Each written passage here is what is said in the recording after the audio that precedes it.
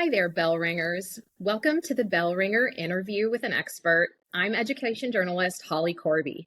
And if you're new here, the Bell Ringer is a Substack newsletter that is the only journalistic outlet currently focused only on research concerning teaching and learning. And today, I'm wearing my son's video gaming headset. I hope you like it. This is what I had available. And today, I'm also very excited to talk with fellow journalist and education writer Natalie Wexler. You may know her from her work at The Atlantic or The New York Times, or her wildly popular evidence-based books like The Writing Revolution or The Knowledge Gap. She also has a Substack called Minding the Gap that I read and share on the regular because it's consistently about evidence-based reading instruction. So today, though, we're going to talk about her new book, Beyond the Science of Reading, Connecting Literacy Instruction to the Science of Learning. And I think that you're really going to enjoy this interview. It's coming out January 21st. And hopefully what I'm hoping we can do today is make some connections between the research on reading and the research on all of learning. So hi, Natalie, and welcome. Hi, Holly. It's wonderful to be here. Thank you so much. You know, when I started reading your book, the first thing I thought about is that in my everyday conversations, when I bring up the words science of learning, it is confusing to a lot of people, even in the education world. So do you mean the science of reading, or that must have to do with reading and not with math? And we're in this moment where when we talk about evidence on teaching and learning, it's almost like it's a bunch of separate things that is separated by subject content. But your new book asks readers to look at things in a different way, that the science of reading connects to and is actually a part of this larger body of evidence on how humans learn generally. So, my first thought is, what were you seeing or observing or thinking about that even made you wonder, hey, how are these two things connected? Yeah. Well, I've had for the last several years a foot in sort of two worlds, one foot in the science of reading world, one foot in the science of learning world, or, cognitive science. And, I've gone to conferences like Research Ed, which are designed to bring principles of cognitive science to teachers who often don't learn about those things during their training or even after. And so, there's several reasons I wrote this book, but one reason was that I think the research ed movement, the science of learning movement is terrific, but there seemed to be this sort of blind spot. They weren't talking about literacy instruction, except insofar as it relates to phonics and decoding, and you got to get that automaticity with phonics, and so that you have the cognitive capacity to do things like understand what you're reading. Fine. But nobody was really talking about the way schools have been teaching reading comprehension and whether that lines up with cognitive science, or about writing. I don't, never see anything about writing. And well, lately there's been some, but not really examined through the lens of cognitive science. I mean, most of the studies we have from cognitive scientists focus on math or science or some substantive content area. And one thing I realized is, if you are a literacy teacher, a reading teacher, and you want to apply the principles that are backed by cognitive science to your instruction, you really can't, because those principles, they assume that you're either teaching actual substance like history or science, or that you're teaching a transferable skill like decoding words. But when you're teaching comprehension skills, you're actually trying to teach non-transferable skills, which is kind of what my book, The Knowledge Gap, is all about. But something like making inferences. I mean, yes, kids do need to learn how to make inferences when they read, but it's taught as though it was this sort of abstract skill that you can teach directly and then kids will apply generally. So if they practice making inferences on some very simple text, that they'll master the skill of making inferences and they'll be able to make inferences about more complex text. But no, actually, I think it's kind of common sense. If you're reading a book on a topic that you know really well, it's a lot easier to make inferences than if you're reading a complex text on some subject you don't know anything about. So something like retrieval practice, which is very powerful, it's this principle that if you practice retrieving an item of information that you've got somewhere in long-term memory, but, maybe you've slightly forgotten it, the more you practice retrieving that item of information, the more likely you are to be able to retrieve it in the future. And that sort of lays the foundation for higher order thinking, analysis, et cetera, and learning more about that topic. But if you're teaching making inferences, what do you have kids practice retrieving? It doesn't make sense to just retrieval, making inferences. I mean, like, what is that?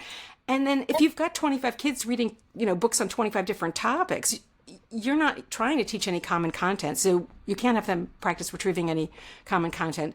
So that's one reason I wrote the book, is that I want both teachers of reading and people in the cognitive science of learning movement to understand that there's this kind of disconnect. And so even if you discover principles like retrieval practice as an elementary teacher, you're spending maybe, the half your time, instructional time, or maybe a third, let's say, teaching stuff that you cannot apply these principles to. So that's one thing. Maybe I'll pause there. Yeah, pause there. I mean, because you're really, what you talk about early on in the book is kind of that within the science of reading, that phonics instruction has kind of sucked up all the air out of the room as far as evidence-based practices are concerned. But that's really only a piece of making a fluent reader, and teaching reading comprehension. I mean, one thing that I was thinking about as I was reading is it is not a very straightforward thing to teach at all. So these cognitive science principles are you say they can help with reading comprehension and writing, but you have to look at it in a different way. Absolutely. And I do think we need to get away from the idea of teaching reading comprehension as something that's separate from teaching content, because, I mean, it's a little complicated, but because I think there are different reading comprehension skills that maybe require different approaches. But basically, one of the messages I hope that people will take from this book is that all of this stuff is connected, and that every literacy teacher should also be a content area teacher, and vice versa. Every content area teacher should also be thinking, I mean, if you're teaching science, if you're teaching history, you should be thinking about, what vocabulary do these kids need to know, and maybe what to retain, so we should focus on that. What about this reading passage or this chapter, what kind of support do they need? And writing, every subject, can benefit from writing, because that is another message I'd like to get across, is that writing is probably our best way of teaching a lot of the things that we try to teach through teaching reading comprehension strategies, like finding the main idea, which is pretty much the same as summarizing. And rather than just saying to kids, and I've seen this, and I've heard from teachers, this is often the way finding the main idea or summarizing is taught. You just tell kids, well, just focus on the important things and leave out the unimportant things. But many kids need more guidance than that. And so through writing, you can provide that kind of structure, that kind of guidance. But also writing, and I really would love there to be more research on writing done through a cognitive science lens. But we do have studies that are cognitive science studies showing that writing can be a very powerful form of retrieval practice. I mean, the sort of iconic study involving college students reading about sea otters. they were, it's called the testing effect, sometimes retrieval practice, but they were not taking a quiz. I mean, testing can be a great way of engaging in retrieval practice, but those students were being asked to read a text and then write about it right afterwards. And that's what helped put that information into long-term memory and make it possible for them to access it. And also writing involves elaboration, which has been found to really help with comprehension. But these studies are not labeled writing studies. So, I don't think that people who are teaching writing draw on them. There are some studies within the education sort of sphere that are called right to learn studies. And they show that when kids write about, not just ELA, but in content and they're learning in history and science and math, whatever, that on average, it does help them retain that information. It helps them, boosts their learning.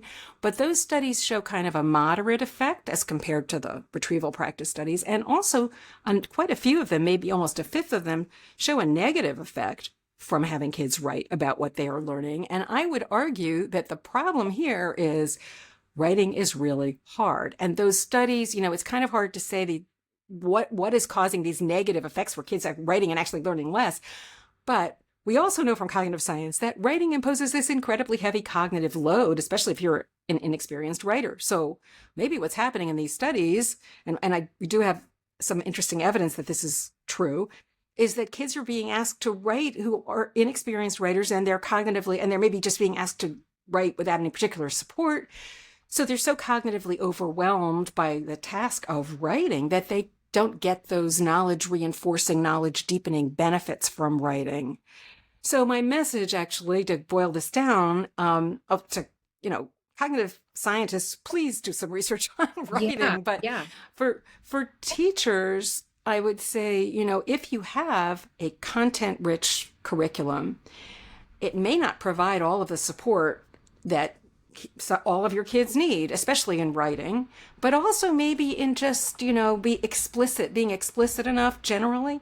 If you combine a content-rich curriculum with an explicit approach to writing instruction, you can avail yourself of all of the benefits of cognitive science and more, probably, because when you teach kids to construct complex sentences, use complex syntax of the kind that they're going to see when they read complex text, like subordinating conjunctions, etc., if you teach them to use that kind of syntax in their own writing, they're going to be in a much better position to understand that syntax when they encounter it in their reading. Mm-hmm.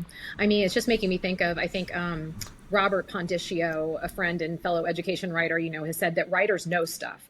And and as two writers sitting here, how easy it is to get cognitively overloaded by trying to write something.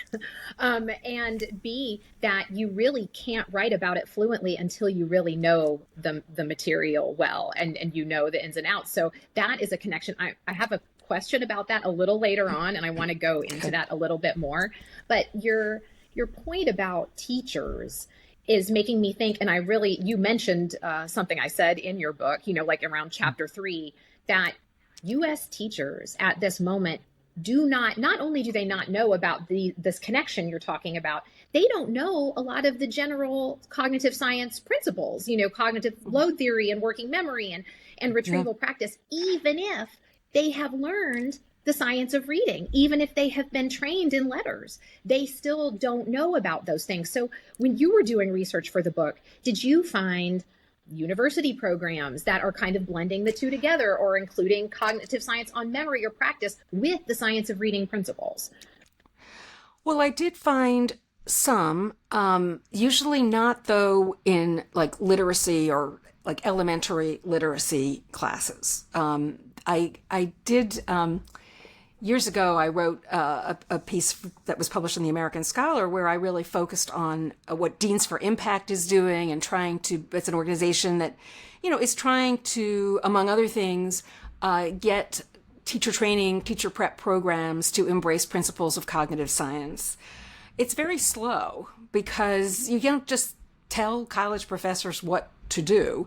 And so, and also, to avoid pushback, it's better to have this grow kind of organically. And I think in a few places that may be happening, but I will say that this was, again, I was years ago because I was doing this for the magazine piece I was writing, and I kind of drew on that for the book and updated some of the research.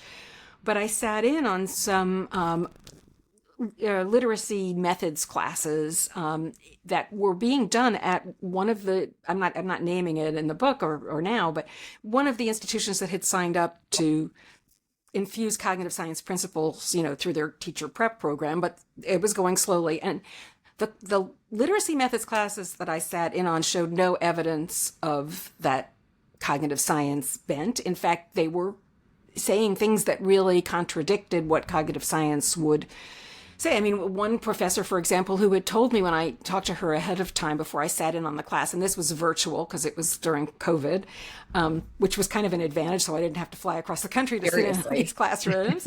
But she said, yeah, oh yes, kids need knowledge. I'm a total believer in knowledge. But when I sat in on her class, all she talked about was strategies. Before reading strategies, during reading strategies, after reading strategies. And she even said at one point, you don't want to worry about kids remembering things like names and dates. They can always Google that stuff. And the other thing I noticed, and I think this is probably true in literacy training, was that one course I sat in on was about supposed to be content area literacy, like social studies. But the focus was all on pick a text. First of all, choose a standard, like a social studies standard, and they can be either encyclopedic or random or, and then choose a text to teach the standard. And that was about it. And so, like, one text would be the way you would teach a standard that said, for example, fifth graders will learn about all of the major events of the 20th century, including World War I, the Depression, World War II. Right.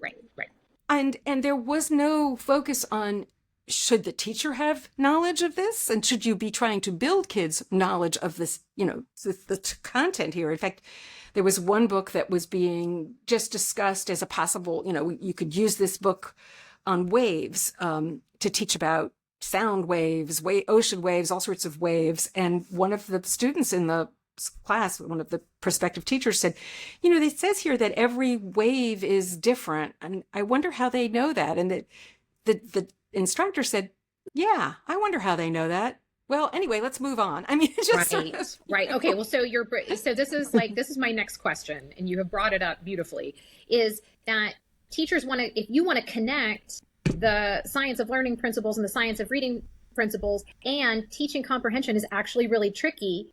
Someone has to tell teachers how to do this. There has to be actual explicit instruction for them on how to take this knowledge and how to put it into your reading instruction. So I kind of want to start with like the big picture, like the top level.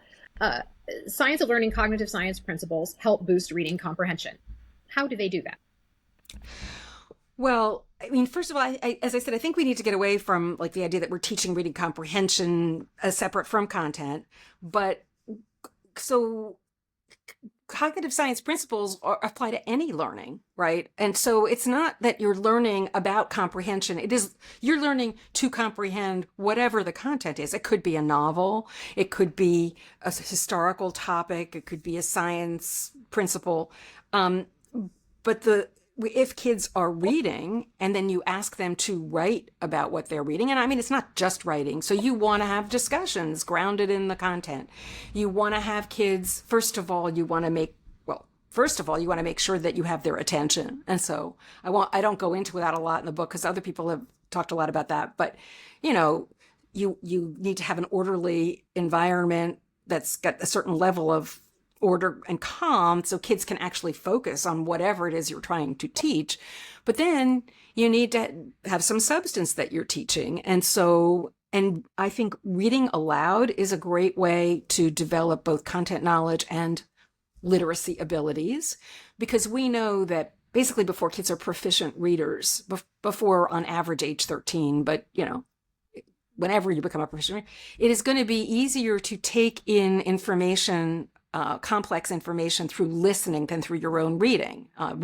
Listening comprehension exceeds reading comprehension through about age 13, because you've got an experienced reader doing the work for you of decoding the words, figuring out how they're pronounced, where to put the emphasis in a sentence. I mean, the reader needs to be reading with appropriate expression, etc. But then once you've got that, the vocabulary, you've heard that, you've been exposed to those concepts, and it's important to talk about it. All of these things are connected. So listening, speaking, reading, and writing, they're all aspects of literacy, which, you see that written, but they haven't been connected in most literacy classrooms. So what happens in most literacy classrooms is obviously there is content. If you're reading a book, there is content, but the focus is going to be on something like maybe determining the author's purpose. That's the reason that the teacher is reading this book aloud. Right. And then the discussion is going to focus on what's the author's purpose rather than what happened in this book? Let's try using. Well, you say something that the more you have stored in your long-term memory, the better reader you are. So when you're teaching this content, your aim as a reading teacher is trying to get some of this information into students' long-term memory, right? Yeah. I mean, and not just that. That's sort of the foundation for then, asking them to think about it and do all of these things, make inferences, find the main idea, whatever is appropriate to that content. So it's a question of what gets put in the foreground. It's not, here's the skill we're working on this week, and here's a text I've chosen because it lends itself demonstrating or modeling the skill, and then you go off, and this is the next thing that happens, is the kids go off to practice the skill, comparing and contrasting, whatever, on books on totally, random topics, because they'll be limited to reading at their individual reading level. And that's a whole other can of worms, because the tests used to determine their reading levels are very unreliable. Yeah. But they'll be directed to a basket of books organized not by topic, but by reading level, which means things like the length of the sentences or how frequently used the words are. So they may be trying to practice the skill of making inferences or comparing and contrast on a book about some topic they know nothing about. I mean, they may have listened to a text on sea mammals, but they choose a book and it's on the solar system. And so it's going to be, we're just making reading much harder than it needs to be, because we know that, if you're reading about a topic that you don't have background knowledge on, that imposes a heavy cognitive load. If you're still struggling with decoding, that imposes a heavy cognitive load. At least let them read books that they know something about, and they not just that they've happened to pick up outside of school, because that's kind of what we've been doing.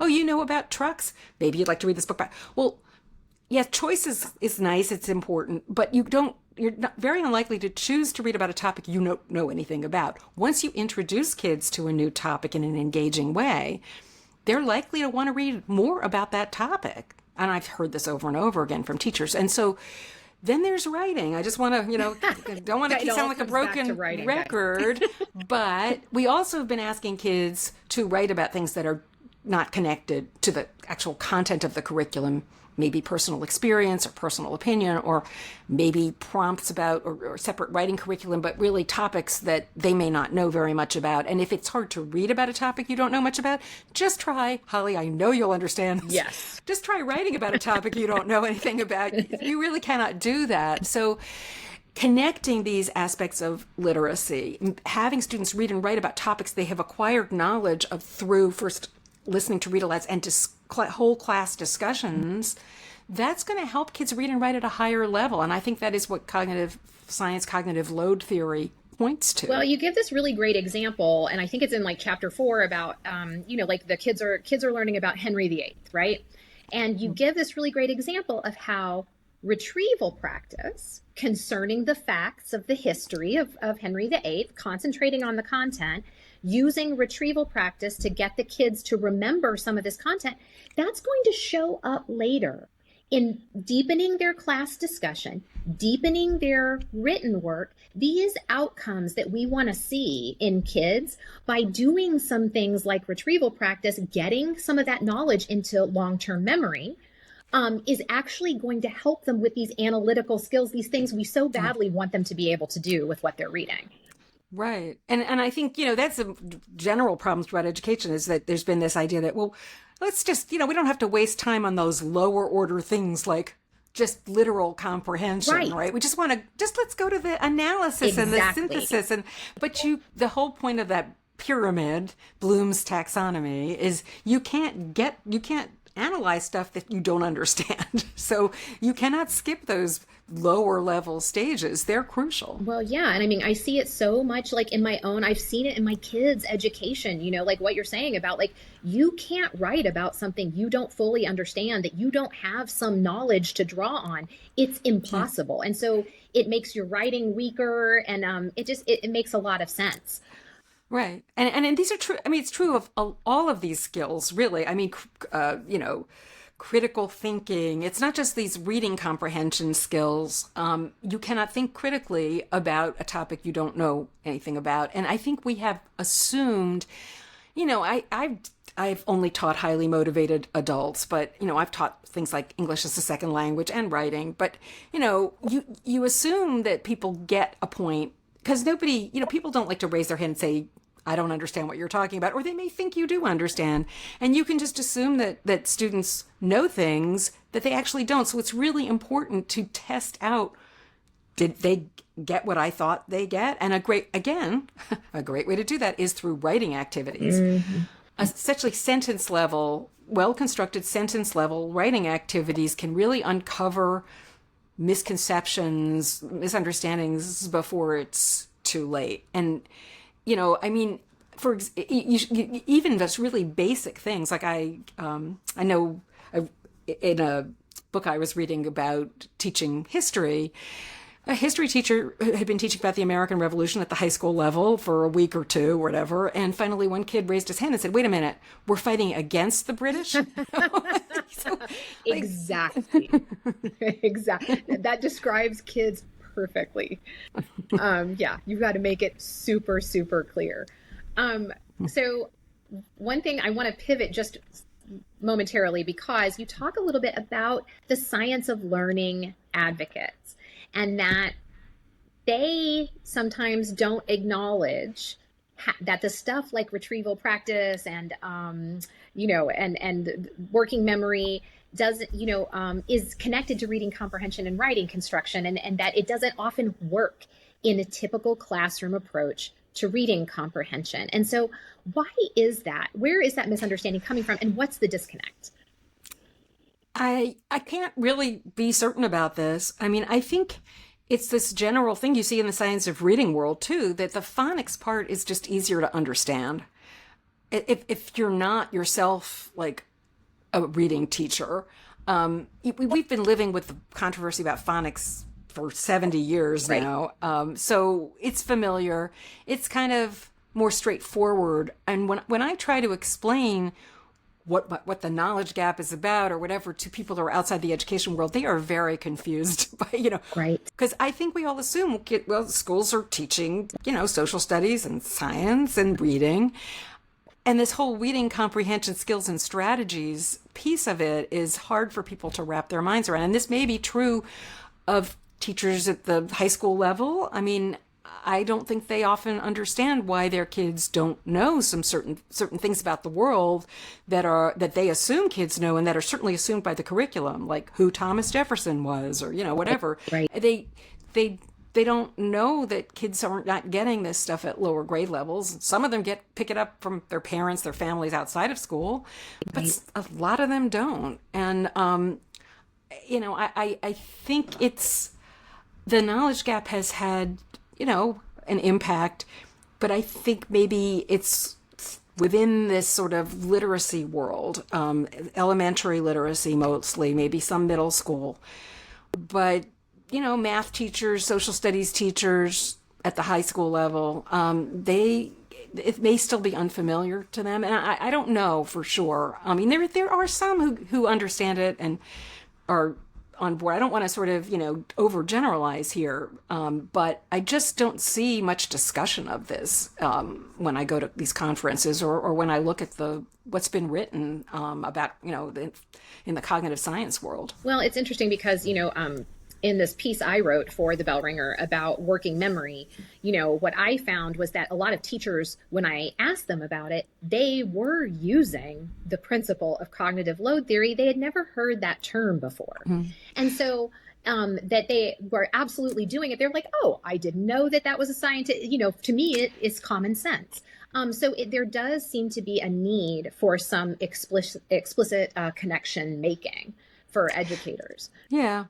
I mean, I think it can be useful to introduce terms like cognitive load theory, but one of the things that I drew on your work for the book was you had interviewed a pseudonymous school principal, I think, who was he had introduced cognitive science principles into his school, but he said, but we don't call it that. We just do it. And I think the fact that he wanted to remain anonymous tells you something about the state of the whole ballgame. Cognitive science in this. I think teachers, and I completely get this, they get a lot of things thrown at them. I don't know that they want to take on the science of reading that I'm dealing with. Now there's the science of writing, and you're telling me there's also the science of learning, that I have to absorb these principles and figure out how to apply them to my instruction. And, I think that's a lot. So I would say maybe this principle actually has a good idea. You don't just do it. And so if you're modulating cognitive load sort of instinctively, that's great. I think that sometimes teachers aren't doing that, and then they need some help in understanding that why kids can't do what they're asking them to do, or why they're struggling to do that. Maybe it's too much cognitive load, but you could just say, you're asking them to do too much. It's just overwhelming. Let's make it less difficult. But I think, that the way in for some of these, this is one reason that I focus on writing, because I think that may be more appealing to teachers than saying, we're going to teach you all about the science of learning and cognitive load theory, and Yes. here you go. I think a lot of teachers know that writing is a pain point, that their students are struggling to write. They themselves probably haven't gotten good training in teaching writing. They could use some help. And if you, as I said before, if you, and basically I'm referring to the method, the writing revolution method here, which is not the only good method out there, but it is the one that I'm most familiar with. And I think it works really well. And it's very explicit. And if you say, hey, helped you with your writing instruction, but you got to have content that you're actually teaching. Right. It's not going to work unless there's content. Right. Put these things together. And I saw this happening in a district I visited when I was doing research for the book, that they wanted to basically fix their writing problem, but it ended up fixing a lot of other problems too. The kids are actually, their oral language is better, their reading comprehension is better, and they're learning more. That's really interesting. I mean, it makes me think a lot about, I did a story for the 74 on Frederick County, Maryland, and they're kind of taking this approach, that they're kind of saying, teachers, here, they pick kind of a theme every year. They've been working on it for over 10 years, picking, an evidence-based theme, showing it to teachers and saying, hey, just try this. Or if you're already doing it, just make this adjustment and see what happens. And it has been quite successful in that teachers do try it, and it's not a mandate, and it's not, a top-down decision. And so teachers say, hey, thank you. I'm already an expert in what I do. You've given me some new tools, and they are finding some success in it. And, one thing that Meg Lee said to me about the science of learning was that they had tried basically everything to try to bring equity and to shrink gaps between students, and that this had been by far the most successful. So can you talk a little bit about instructional equity and how you see it through this lens? Yeah, I mean, that is what got me into writing about education in the first place was, there's this thing that we used to call the achievement gap, but we don't really use that term much anymore, but it is still there. It's basically a gap in test scores and other outcomes. And I would say it's really between kids at the upper and lower ends of the socioeconomic spectrum. But what really works for kids, for all kids, but especially for kids who are struggling to learn in our current system, is more explicit instruction. And that doesn't mean just lecturing. Of course, it's interactive, but explicit instruction using these principles of cognitive science, retrieval practice, distributed practice, etc. There's lots of evidence out there that the kids who benefit the most from that kind of instruction are the ones who are struggling the most in our system. I mean, whether they're coming from it's really not about, poverty per se, as much as having less highly educated parents, so that you don't have as much opportunity to pick up the kind of knowledge and vocabulary outside of school. And you really rely on school for that. And we also have a couple of intriguing studies that are sort of counterintuitive that suggest that all learners, if they're getting good instruction, especially if it's backed by the principles of cognitive science, learn at essentially the same rate and in the same way. And what explains a lot of the difference in where they end up is the difference in their prior knowledge. So the good news there is that we can really help level the playing field a lot by doing whatever we can to equalize. I mean, we're never going to completely equalize, but equalize as much as we can the level of knowledge that kids are bringing to a task.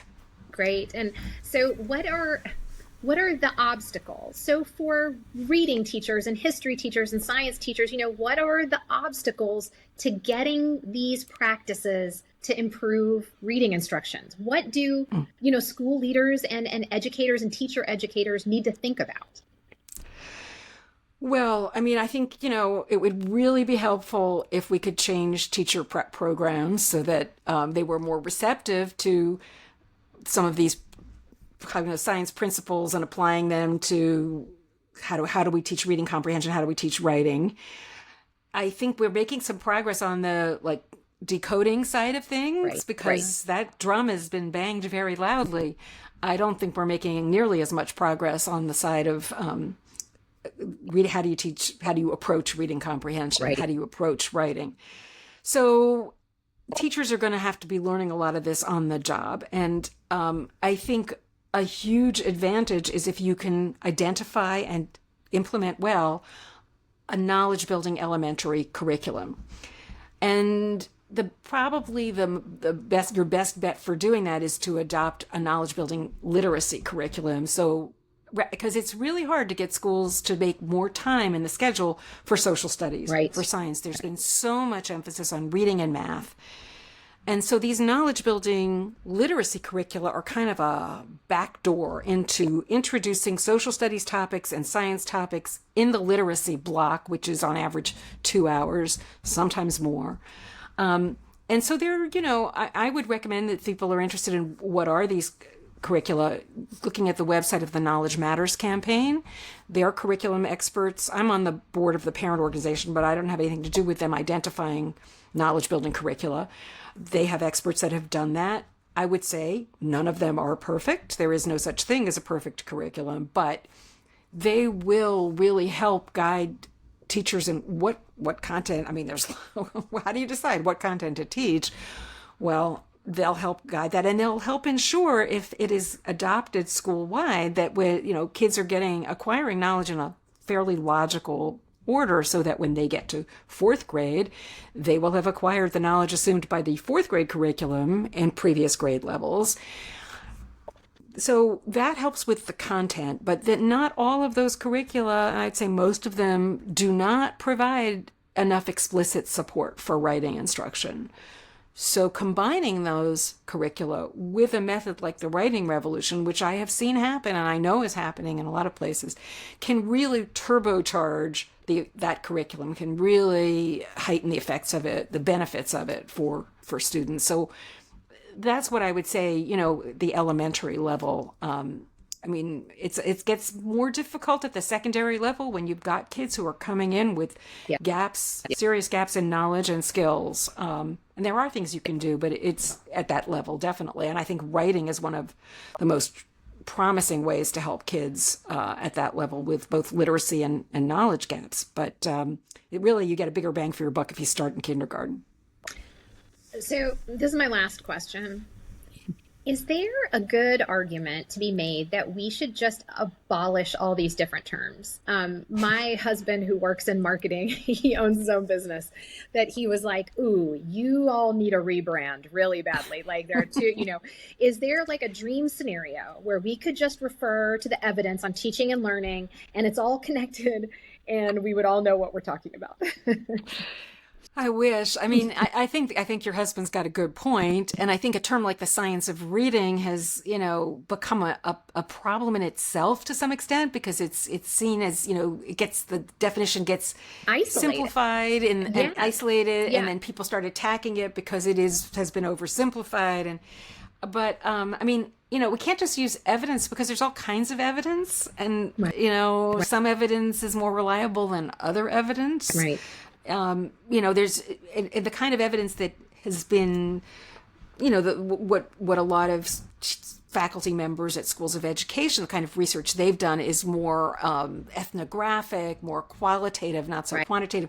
There's a place for that, but it doesn't necessarily tell us what's working. I mean, like you could say, oh, the students were really engaged and felt successful, and so this was a successful intervention or whatever, but that doesn't mean it was, because kids can feel engaged and not be learning anything. So I don't really, I don't know how to package this in a way I don't either. would avoid these I problems. just say to all the readers and all the listeners, should I have a contest? Like, should we rebrand this?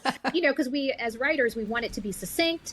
We want it to be easy to understand, but we've got a lot of, I'm half joking, but I'm half not joking, because how we communicate this to the public has been just obsessing me this year. It's a very complex idea, and boiling it down to something simple is, Yeah, I mean, you could look at other countries that I just saw a graph on, I don't know, Twitter or X, whatever, The OECD, there are some countries that have a much narrower gap between, students at the upper end of the socioeconomic spectrum and the lower end of the socioeconomic spectrum.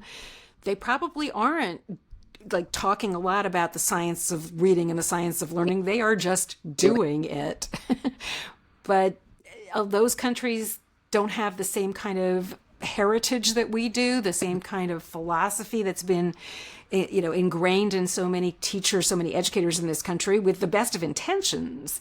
But that philosophy, I mean, it really tends to happen in English-speaking countries for some reason. But that philosophy has become an obstacle to really effective teaching. I mean, the irony is it could really make teachers' jobs easier if they were able to get these messages without all of this confusion.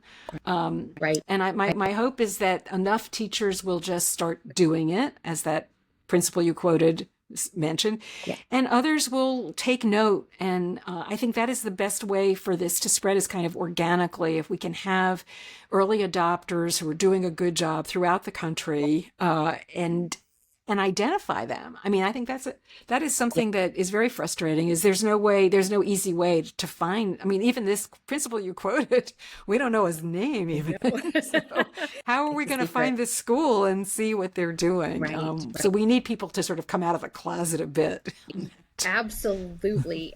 This has been terrific. Thank you so much for being here today, Natalie. Everyone go out and buy Natalie's book, Beyond the Science of Reading.